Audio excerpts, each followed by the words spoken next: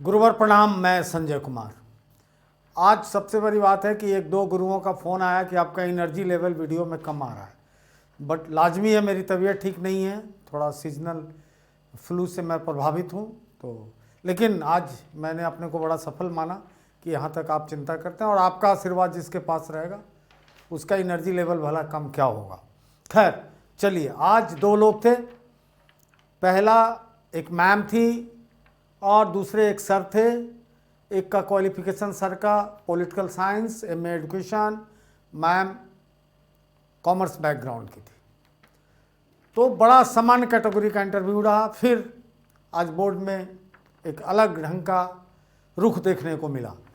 जैसा कि अब आपको अनुमान लग गया है कि कैसे बोर्ड में क्वेश्चन में जो एक सर्कुलर पाथ बना है वो कैसे चेंज होता है। आज भी कोई एनईपी नहीं, कोई बीएड से क्वेश्चन नहीं, कोई एजुकेशन साइकोलॉजिस्ट नहीं, कोई फिलॉसफी नहीं, कोई पेडागॉगी नहीं, कुछ नहीं, कोई सब्जेक्ट नहीं, केवल जनरल चीज़ों पे। तो पहले मैं सर वाले पार्ट को लेता हूँ कि सरकारी स्कूल व्यवस्था और निजी स्कूल सिस्टम में क्या अंतर है।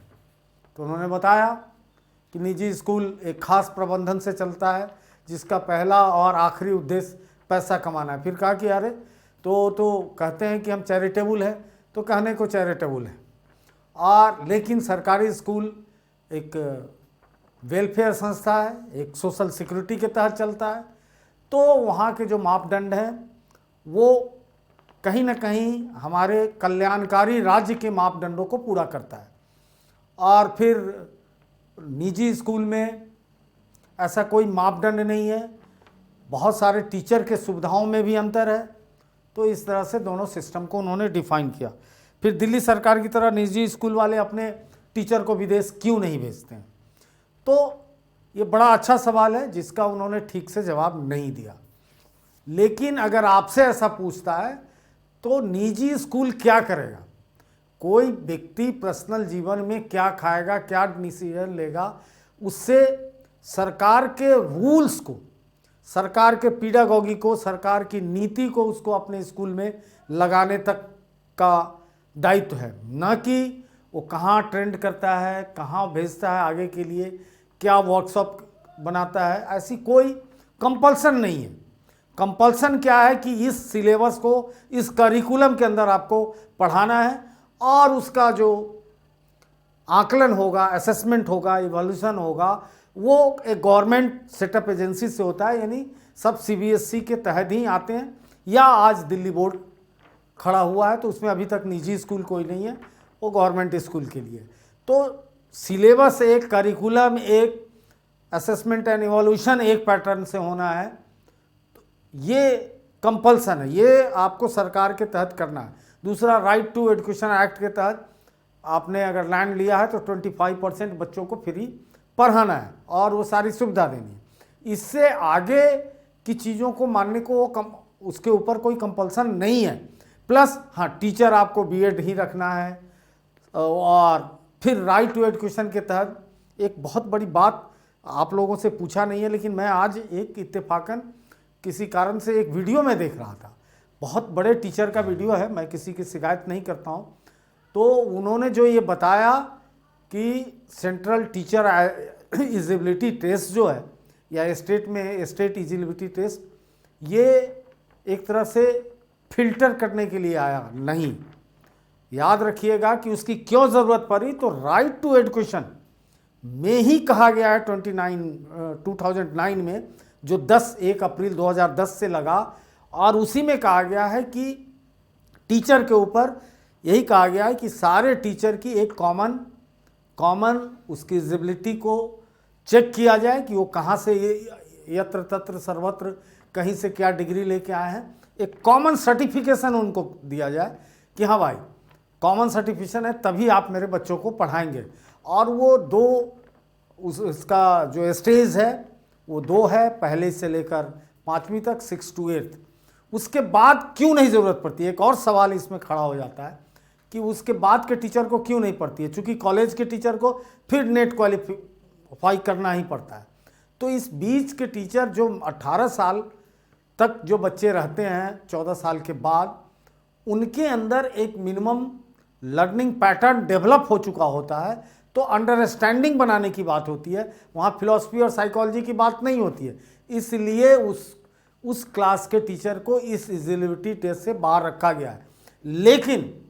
लेकिन समय आएगा कि उनको भी इस जद के अंदर ले लिया जाएगा। अगर चूंकि एक बात और हो जाती है कि उन लोगों को ये तब तक माना गया है कि जब तक अंडरस्टैंडिंग का मामला है तब तक इस पर चुप है, लेकिन किसी न किसी आयोग में आने वाले दिनों में उनको भी आना ही पड़ेगा, क्योंकि ठोस तर्क इसमें नहीं है। जब आप टीचर के लिए लेक्चरर के लिए लेते हैं तो ये 4 साल का जो गैप है, ये 4 क्लास को जो पढ़ाते हैं उनका भी टेस्ट होना चाहिए, फिलहाल नहीं है। तो ये राइट टू एजुकेशन में बच्चों को हक दिया गया है कि आप भी ट्रेंड टीचर से पढ़ोगे, इसलिए ट्रेंड ज़रूरी है और टीचर के योग्यता की भी परख होनी चाहिए। तो उस कॉन्सेप्ट को क्लियर कर लीजिएगा। और निजी स्कूल का मामला है, निजी स्कूल में नामांकन समस्या क्यों रहती है? तो निजी स्कूल में चूँकि जो राइट टू एजुकेशन एक्ट है वो बेसिकली हम निजी क्षेत्र में नहीं लगा सकते हैं। हाँ, उनसे हमने कंपनसेशन लिया है कि हमने आपको लैंड दिया है, सुविधा दी है, तो 25% बच्चों को करेंगे, लेकिन एडमिशन के लिए उनके पास सीट्स की दिक्कत है। हम गवर्नमेंट सेटअप में, हम वेलफेयर स्टेट हैं, हमें तो जो भी मेरे दरवाजे के अंदर आएगा उसका एडमिशन लेना है, लेकिन उनके यहाँ सीट कम है, सब एक ही स्कूल में चले जाएंगे तो कैसे लेंगे? तो उसके लिए भी गाइडलाइन राइट टू एजुकेशन ने बनाया है कि आपको नेबरहुड स्कीम को लागू करना होगा, जिसको खुद कोठारी आयोग ने भी बोला है कि बगल के बच्चे को ही 4-5 किलोमीटर के बच्चे दायरे के बच्चों को ही लेना होगा। अब ये अलग बात है कि प्रैक्टिकली उसमें क्या होता है, उससे मुझे मतलब नहीं। अब कुछ निजी स्कूल का प्रचार परफॉर्मेंस इतना हाई हो जाता है कि हर कोई वहीं एडमिशन लेना चाहता है, इसलिए ऐसा संभव नहीं है कि निजी स्कूलों को भी ऐसा कंपल्सन। हाँ, लेकिन रूल तो लागू है कि आपको भी नेबरहुड स्कूल को लेना है, तो ऐसा नहीं है कि उनको एडमिशन पे एक गाइडलाइन नहीं है। उनके लिए भी हर साल एडमिशन पे उस गाइडलाइन के चलते बहुत सारे सवाल उठते हैं और बहुत सारे चेंजेस आते रहते हैं, और इसका परिणाम है कि अब डिस्टेंस वाले को वो एडमिशन देने से रोकते हैं। तो लागू है, लेकिन अब सब चला जाएगा एक स्कूल में तो ये संभव नहीं है। परीक्षा एक तनावपूर्ण कार्य है, बिल्कुल, इसलिए परीक्षा एक तनावपूर्ण कार्य है कि इसीलिए तो नई शिक्षा नीति बात कर रही है कि इसी तनाव को कम करने के लिए राइट टू एजुकेशन ने नो डिटेंशन चलाया। नो डिटेंशन का परिणाम इतना बुरा निकला कि हम आप सोच नहीं सकते थे। तो ये लगा कि एक तरफ आप नो असेसमेंट कर रहे हैं और फिर से अगर लाए तो समेटिव असेसमेंट कर रहे हैं, तो दिक्कत है। इसलिए बीच का रास्ता निकाला जाए, फॉर्मेटिव असेसमेंट की चीज़ों को पढ़ाए, असेसमेंट करते चले गए हाथ के हाथ। तो ये व्यवस्था की गई है इसी तनाव को दूर करने के लिए। दिल्ली की एक सबसे बड़ी समस्या क्या है? दिल्ली शहर की सबसे बड़ी समस्या आपकी नज़र में क्या है, उसको कैसे आप दूर करेंगे? एक तो इन्होंने पॉल्यूशन बोला, 100% सही बोला, मेरे क्लास की लाज रख ली, और उसका समाधान यही है कि हर व्यक्ति पर्यावरण के प्रति जागरूक हो और सरकार अपने स्तर पे पब्लिक ट्रांसपोर्ट चीज़ों को प्रायोरिटी पे लेना होगा, और जहाँ जहाँ के जो नियम हैं वो सारे नियम अगर ठीक से लागू हो गए, जैसे नेबरहुड में बच्चों को पढ़ाना तो दूर नहीं जाना पड़ेगा, मोहल्ले में ही बच्चे का एडमिशन हो, मोहल्ले हर जगह अच्छे हॉस्पिटल की व्यवस्था हो, नौकरी के लिए लोग जाएं पब्लिक ट्रांसपोर्ट से जाएं, and to and B2B transport की व्यवस्था हो, नौकरी करें। लेकिन और चीज़ों के लिए जो जाते हैं, डिसेंट्रलाइजेशन गवर्नमेंट सिस्टम का होना चाहिए। ऑफिस दफ्तर ऑनलाइन बहुत कुछ हो ही गया है, और उसको डिसेंट्रलाइज अगर हम करते हैं तो आवाजाही रुके, लोग बहुत रेयर किसी चीज़ के लिए तमाम फैसिलिटी एक जगह हो, कम्युनिटी मार्केट हो जो मॉल के कॉन्सेप्ट में आ रहा है, तो उन चीज़ों का विकास हो। किस कारण से लोग घर से निकलते हैं, इस पे विचार करके, और सब जगह पॉलिसी बनी है, इस पॉलिसी का ईमानदारी से इम्प्लीमेंटेशन करना। कुल मिला के ये रहा। एक से पूछा गया था कि क्या आपका बच्चा कहाँ पढ़ता है, तो उन्होंने बोला कि स्कूल का नाम लिया तो सरकारी स्कूल में क्यों नहीं पढ़ता है। तो इन्होंने निरुत्तर हो गए इस सवाल पर। अगर आपसे पूछा जाए तो आप बोलेंगे नहीं, बिल्कुल मेरा बच्चा सरकारी स्कूल में ही पढ़ता है, मेरे ही स्कूल में पढ़ता है। इसलिए कि पेंडेमिक के बाद बहुत सारे आप ही टीचरों से जो मैं बात किया हूँ उससे डेटा आया है कि पेंडेमिक के बाद हायर क्लास में, सीनियर सेकेंडरी में, खासकर साइंस में सब ने अपने बच्चों को अपने स्कूल में रख दिया है। क्योंकि फिर सबका बच्चा कहीं ना कहीं कोचिंग करता ही है, इंजीनियरिंग के लिए, मेडिकल के लिए, और साइंस की पढ़ाई अगर साइंस टीचर वहाँ है पीजीटी, तो सरकारी स्कूल से बढ़िया निजी स्कूल में हो ही नहीं सकता। निजी स्कूल 10वीं के बाद के पढ़ाई पे बहुत कम ध्यान देता है। उसे पता है हर बच्चा भाग जाएगा कहीं ना कहीं कोचिंग करने, और टीचर एडहॉक ही वहाँ रखते हैं। तो एक तो साइंस का टीचर मिलना बहुत मुश्किल है, इतना प्राइवेट बाजार उसका गर्म है, और दूसरी ये समस्या होती है कि ह्यूमैनिटी में तो कहीं कोई टीचर ही नहीं है। अगर हिस्ट्री में है तो पोल साइंस में नहीं है, इंग्लिश में है तो ज्योग्राफी में नहीं है, 3-4 टीचर से चलाते हैं। इकोनॉमिक्स में तो मैक्सिमम जगह मैंने देखा है कि प्राइवेट कोचिंग से वो टाई अप करते हैं, प्राइवेट टीचर से वो आते हैं, कुछ देर पढ़ाए, कुछ आजा कोचिंग में पढ़ाए, कुछ वहाँ। तो जो चीज़ है एजुकेशन का जो बेसिक मोटो 10वीं तक है वो पूरा बहुत अच्छे से किया जाता है। 11-12 में सरकारी स्कूल का कोई विकल्प नहीं, तो आपको कहने की ज़रूरत नहीं है। चूँकि इस क्वेश्चन का जवाब देना बड़ा मुश्किल है, अपने को गाली देना, इसलिए हर कोई कहिएगा मेरा बच्चा मेरे स्कूल में पढ़ता है, मैं अपने साथ ले जाता हूँ, इतना चलेगा, आटा में नमक चलेगा। हाँ, दूसरे का सवाल है, काफ़ी बेसिक इनका इंटरव्यू रहा। सबसे पहला कुछ है, इतने सालों से जो आपने सीखा है, बहुत सारी एक्टिविटी में ये मैम पार्टिसिपेट करती हैं, तो इनसे पूछा कि उससे आपके प्रिंसिपल बनने से स्कूल को क्या लाभ होगा। बहुत अच्छा जवाब इन्होंने दिया। उसके बाद इन्होंने कम्युनिटी कनेक्शन पे बात की कि कम्युनिटी समुदाय के साथ हम कनेक्ट करके प्रिंसिपल बन के चलेंगे।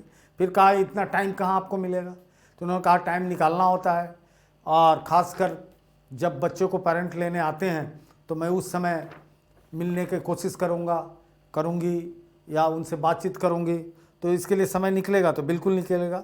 मैंने डिस्पर्सल के समय मैं रहूँगी ताकि छोटे बच्चों के को ज़्यादा ज़रूरत पड़ती है उनके पेरेंट्स से बात करने की या कम्युनिटी से निकलने की, तो वो काम मैं करूँगा। और एक बहुत सवाल पूछा कि एकदम से कोई चीखता चिल्लाता कोई गार्जियन आपके पास आ गया, आप क्या करेंगे। तो इन्होंने बहुत सभ्य ढंग से कहा भाई उसको पानी पिलाएंगे और बैठाएंगे, फिर बात करेंगे। तो बोर्ड ने कहा कि नहीं, आपको ये नहीं करना होगा, आपको पहले बात सुननी चाहिए।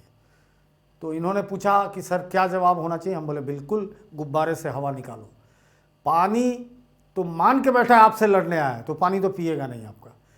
जैसे ही आए आप बोलिए अरे मैं आपके प्रॉब्लम को सॉल्व करने को हूँ, बताइए क्या हुआ। और आप ज़्यादा उसमें बहुत ज़्यादा ऑफेंसिव हो जाइए, क्या हुआ, किसने आपके साथ ऐसा कर दिया, या क्या मेरी गलती है। ताकि जैसे ही बैलून का, गुस्से का बैलून का गुब्बारा फटेगा, उसमें से क्रोध निकल जाएगा, मवाद निकल जाएगा, कूल डाउन हो जाएगा, फिर पानी पिलाइए, फिर समझिए। चूँकि 2 मिनट के अंदर होता क्या है कि जिसके अंदर क्रिटिकल थिंकिंग नहीं है, कॉइन का दूसरा साइड जो व्यक्ति नहीं देखता है वो सीधा रिएक्ट करता है। ये पशुवत गुण है। पशु के अंदर क्या है कि सीधा रिएक्ट करेगा, चूँकि पशु में क्रिटिकल थिंकिंग है ही नहीं। अगर हम कॉइन के दूसरे साइड को देखेंगे तो बट नेचुरल है कि हम रिएक्ट नहीं करेंगे। अब एक बार मेरा बेटा एक स्कूल रायन में पढ़ता था, 6 में रहा होगा, उसको ब्लेड एक लड़के ने यहाँ मार दिया। उसकी मैम लेके घर आ गई और बड़ी डरी हुई थी। फिर मैं फटाफट डॉक्टर को दिखाया, मैम भी रुकी रही, फिर गए। उसके बाद प्रिंसिपल का फ़ोन आया कि आप उस बच्चे पे कंप्लेन करो। हम बोले भाई वो इसी उम्र का है ना, कोई बाहर का गुंडा बॉरोड है तो चलो कंप्लेन कर। एक ही साइकोलॉजी का बच्चा है, कुछ मेरा बच्चा किया होगा, उसके हाथ में ब्लेड था, कटर था, लग गया। तो फिर बहुत खुश हुए सब इस प्रॉब्लम सॉल्विंग एटीट्यूड से मेरे। देन उसके पेरेंट्स मुझे फ़ोन किए कि भाई सॉरी मेरे बच्चे ने किया। कि हम बोले नहीं, मुझे सॉरी करने की ज़रूरत नहीं, आप उसके थोड़ा पेरेंटिंग पे ध्यान दो और हो सके तो किसी साइकोलॉजिस्ट से मिलवा दो।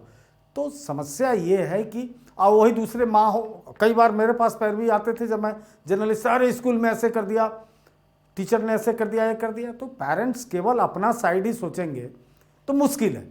स्कूल में आपका बच्चा जाता है तो उस पूरे साइको, लेकिन इतना समझने वाला कौन है? इसलिए इमीडिएट अगर कोई चीख चिल्ला रहा है तो आप समझो कि क्रिटिकल थिंकिंग का आदमी नहीं है। इसको इमोशनली हम मैनेज कर सकते हैं, बहुत ईजी है इमोशनली उसको मैनेज करना। अगर इमोशन से बाहर उसको मैनेज करोगे नहीं मैनेज होगा। और पानी वानी तो गिलास फेंक देगा, वो तो आपको दुश्मन मान के आ रहा है, तो आपका पानी कैसे पिएगा? तो ये मैम है, लेकिन कोई बात नहीं, आपने बहुत अच्छा दिया है।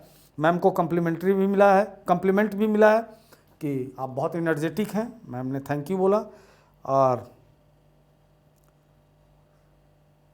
अच्छा, उसके बाद एज ए प्रिंसिपल आपकी प्रायोरिटी क्या रहेगी? ये रटा क्वेश्चन है, तो इन्होंने भी अपनी प्रायोरिटी बताई।